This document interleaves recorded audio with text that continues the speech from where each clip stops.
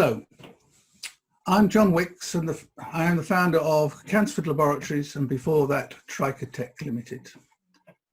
I was introduced to the idea of hair testing for drugs in somewhere like 1993 by a psychiatrist in London who was considering entering the business of helping addicts. He was keen to reduce the number of times he needed to bring his clients into his clinic for drug testing, but he needed a way of monitoring the drugs so he could keep track of what his patients were using. And in particular, he needed to keep track of the use of methadone that he was prescribing to heroin users in treatment. He had heard that hair testing was starting to be used in the US. So in 1993, we started to research what could be done with testing hair for drugs. How many drugs could be detected? What were the levels found? What were they indicative of the amount of use? Could they provide a diary of when drugs were actually used? And we used piebald rats and demonstrated that as doses of methadone and morphine were increased, the levels of drug found in the hair went up, and that the levels in the dark spots went up more than in the white hair. And initially we showed a very good correlation between dose with the level of drug in the hair. But as we titrated the doses upwards, the correlations failed, and it appeared that the hair could be saturated with drugs such that increases in dose did not produce linear increases in the drugs found in hair. In this presentation, I hope to illustrate some of the problems in interpreting the results of hair testing for drugs. Most of the time, the analysis is trouble-free and it matches what was expected and all is fine. But there are times when results are disputed, and then the context of the testing becomes important. Now, before the advent of hair testing, the samples used for detecting use of drug and alcohol were blood and urine. This slide shows that blood really reflects what is in the subject now and what is affecting their behavior. Urine is still a very popular sample. It has the advantage that it's plentiful, usually, and has a long window of detection, usually half a day to 5 days after ingestion of the drug. Oral fluid mimics blood in its detection window. Hair is the sample of choice to reveal the history of drug use, and nails may be used where hair is not available. It has the same biological route as hair, and drugs gets into nails in similar ways. But hair is much preferred. It has the advantage of being like a tape recorder constantly running and recording episodes of drug taking as they happen and locking the information in place. So, how do drugs get into hair? Any drug entering the bloodstream constantly bathes the roots of the hair follicles around our bodies. Anagen hair is that fraction of hair that is actively growing, and it is this hair that takes up the drug from the bloodstream. Also present in the bloodstream are the metabolites of the drugs formed by the body to make them more water-soluble and excretable. The detection of metabolites is one way we prove actual use of a drug.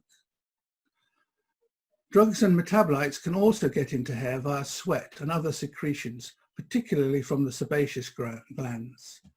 This is a potential cause of inaccuracies in drug use timings. And then there's the possibility of external contamination from the parent drug. When contamination is a possibility, the detection or non-detection of metabolites in the hair is useful to differentiate external contamination from actual ingestion. When the parent drug is detected without the detection of a metabolite, there is inevitably doubt about whether the drug has actually been taken by the donor. The presence of only the parent drug, I beg your pardon, may just indicate exposure. Washing of the hair sample removes drug adhering to the surface and provides a way to assess the possibility of contamination over ingested drug. Simply put, if there is drug in the wash and no drug in the hair, then contamination is the probable cause rather than use of the drug. Now, hair is not a homogeneous material. A typical head of hair contains actively growing hair, the anagen phase, and resting hair, the telogen phase.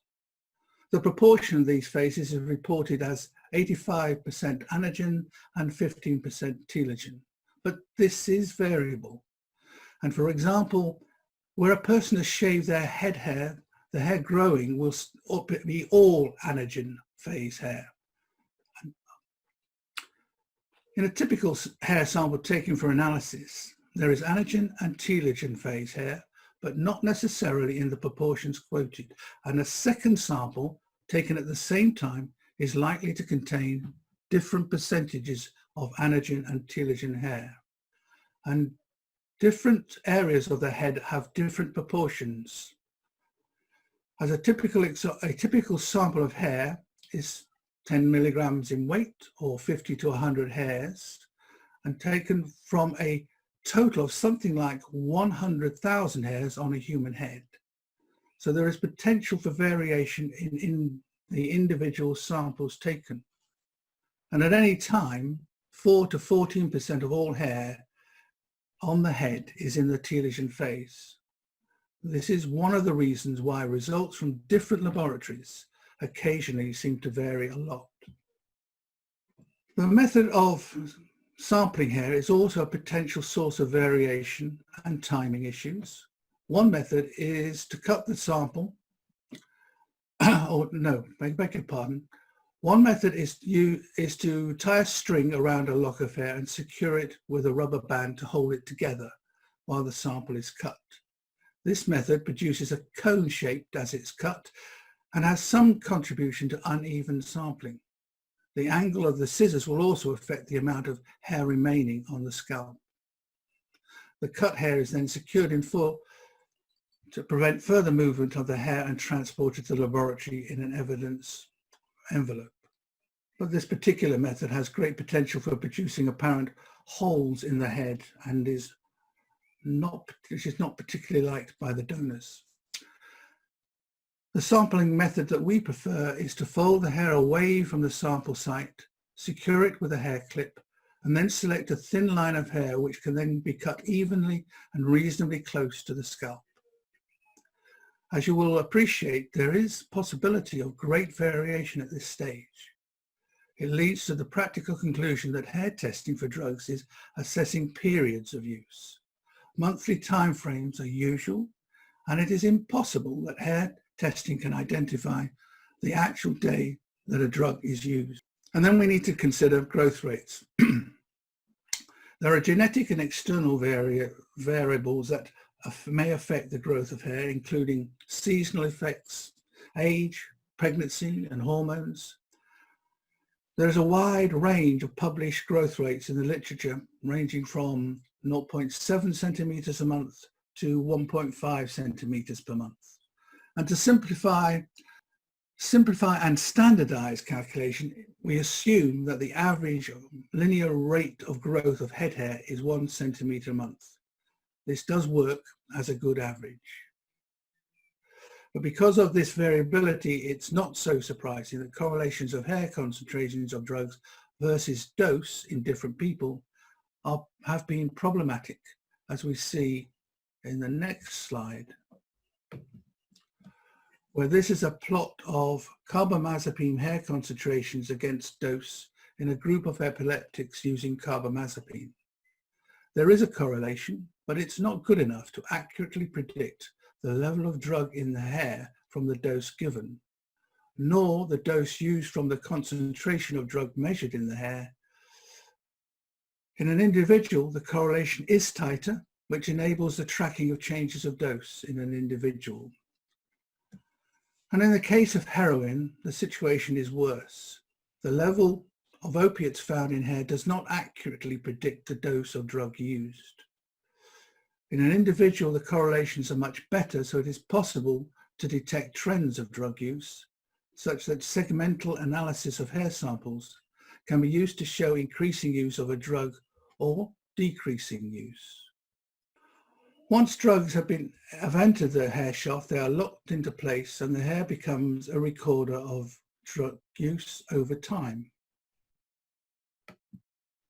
However, anything that damages the surface of the hair will cause drugs to leach out. So hair dyes are generally found to reduce drug content in hair by about 40%. But in the extreme, cycles of bleaching and dyeing can reduce drugs in hair to undetectable levels. In practice, this is very rarely a problem, but sometimes it appears that maneuvers to reduce drug content of head hair is deliberate, and the sample collector needs to be aware that so they can take action to check the drug use via other means, perhaps by sampling body hair as opposed to head hair, or surprising the donor a couple of weeks later when fresh hair has grown. We use a few methods to exclude misreporting of external contamination as actual use. Generally, normal hygiene like shampooing removes all drug from the exterior of the hair, so the vast majority of samples that enter our laboratory do not exhibit external contamination, and we do not detect any trace of drugs in the sample washings. We also use cutoffs for the drug testing, principally to reduce detecting the presence of very low levels of drug that may be historical use in a period significantly before the time scale implied by the position of the hair segment along the total hair strand. The ratio of parent drug to metabolite can add to the evidence of actual use or call it into question. So, for example, street drugs are often contaminated with traces of their metabolites. Street cocaine typically contains benzoyl-guanine, one of the metabolites of cocaine, and naturally this is absorbed when cocaine is used. As benzoyl-guanine in street cocaine may be at a level of 5% of the total powder, we need to demonstrate benzoyl-guanine in the hair at significantly above that proportion of cocaine to properly prove use. Now, a tricky question we get asked repeatedly is, has the donor stopped using? This is not helped by retesting the donor too frequently. So as this slide attempts to show, there is a distribution of drug across the different phases of hair in a sample taken soon after drug use has stopped. There is a proportion of rapidly growing hair that contains less drug. And then as we move through the hair growing at a typical 1 centimeter per month, the hairs contain more drug, and then the telogen phase is still containing drug, in this example, something like 6 months after use has stopped. The amount of drug will be less, but it will still be present. It's not possible to exclude use of drug until it disappears from the hair, but the relatively rapid drop in drug levels implies a cessation of use. However, it is possible to strongly imply abstinence because drug content in hair falls rapidly when drug use stops. This slide pictures the situation in a different way.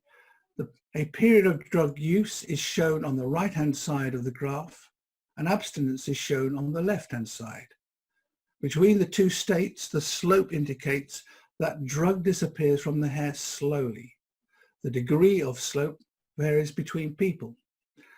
Testing a person for abstinence after a period of use really requires an interval of at least 3 to 4 months to become really confident that the donor has stopped using.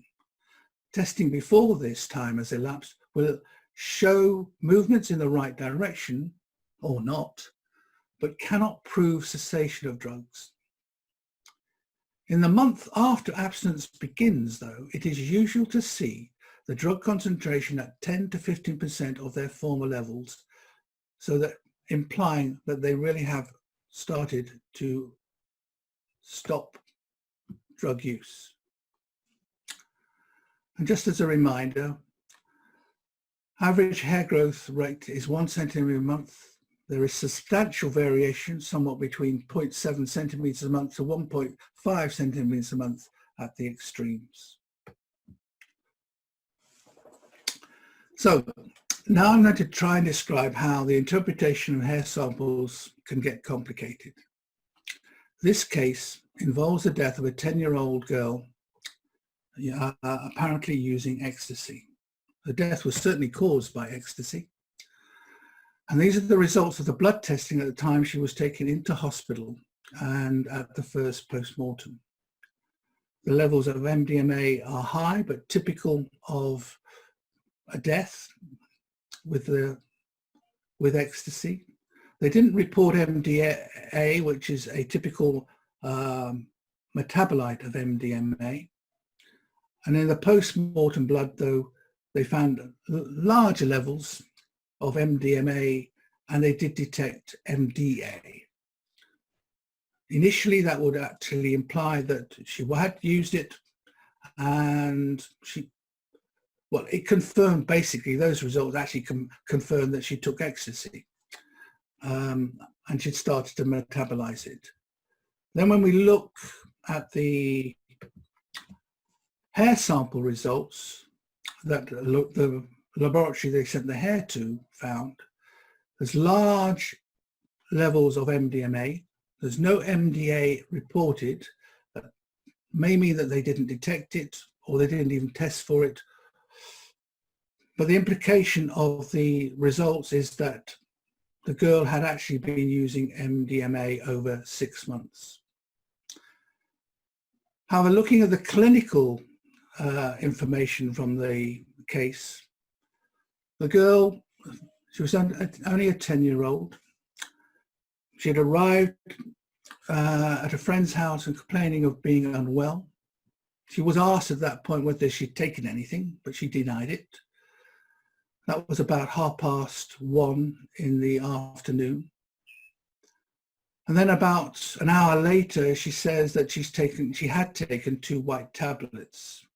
And then at 10 minutes later, or there a little while later, she said she'd taken 5 tablets.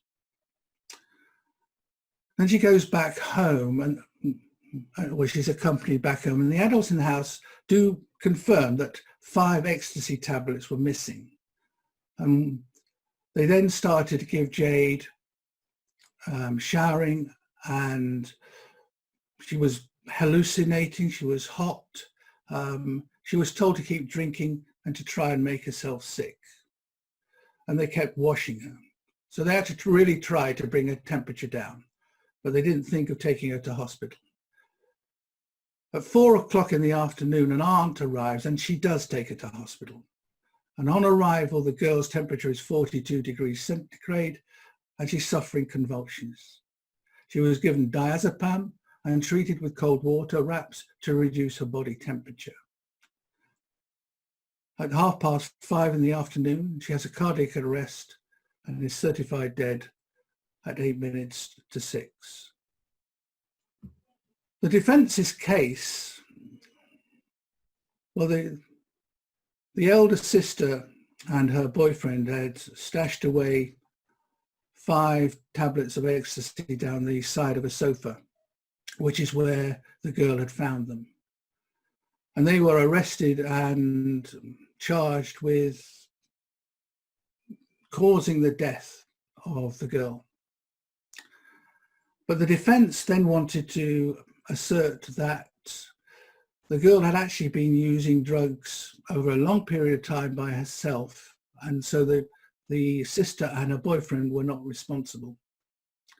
And they sent a second series of samples of the hair to us to analyze.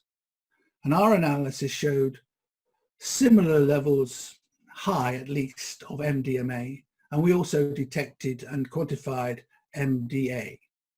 We didn't find any drug in the washings. We washed it once and twice, and there was no evidence of MDMA or MDA.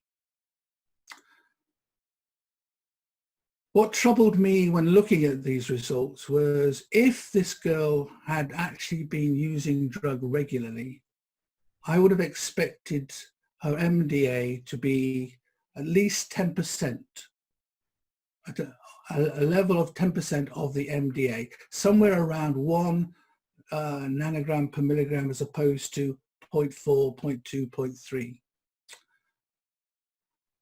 And I propose that the explanation for these results was the girl had used MDMA. She had taken all of the tablets. She had started to sweat and And the treatment that she then received from her family to wash her and cool her down and get her drinking, essentially they should have taken her to hospital immediately, and she would probably have survived. The case that, or the implication, or the defense's claim that the girl had been using MDMA repeatedly over a long period of time, I refuted, because in that case we would have seen higher levels of MDA, and the clinical state of the case was that she had been washed repeatedly at home and in hospital, cooled and cooled down. So my explanation is the MDA arose because partly it might have been part of the MDMA in the tablets that she took. And in any case, she had been washed and washed and washed such that nothing remained in the wash. It wasn't contamination. It's potentially the reason why the layer of MDMA through that hair was so even, was because it had got there through sweat as well as through blood. Or rather, the dose that she'd taken hadn't had time to get into a bloodstream. Well, it got into a bloodstream, but it hadn't had time to get into a root hair and grow out for detection. This drug was deposited and incorporated within the hair by absorbing sweat. So it's important not to jump to conclusions, and really, when you're ever looking at results of hair testing or virtually any drug testing, is to consider the context. All hair analysis is not the same. And this slide shows the performance of several laboratories analyzing a sample that was prepared centrally and distributed. As you can see, the sample concentrations provided by the laboratory's testing ranged from 0.08 nanograms per milligram to something like 0.6, where it becomes a real outlier. What I stress from this particular slide is that it's another reason why there is variation between laboratories, why if you send a sample to laboratory A and then to sample B, you're going to get different results, potentially because of the variation in laboratory performance, as well as if it's a slightly different sample, it will also, the actual concentration will vary. Because as a reminder, hair is a heterogeneous sample. If you need to talk to us, there's our telephone number. And thank you very much for listening.